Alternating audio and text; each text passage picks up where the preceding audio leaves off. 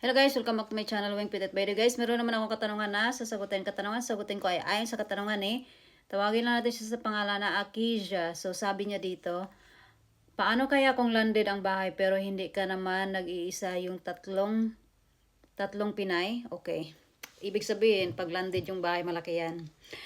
Ibig sabihin, manyaman yung magiging amo mo. So, doon ka lang ngayon focus sa standard contract mo, sa kontrata mo na pinirmahan kung ano ba talaga yung trabaho mo. So, doon ka mag-focus kasi lalong-lalo na sabi mo, mayroong tatlong Pinay ba kasama mo.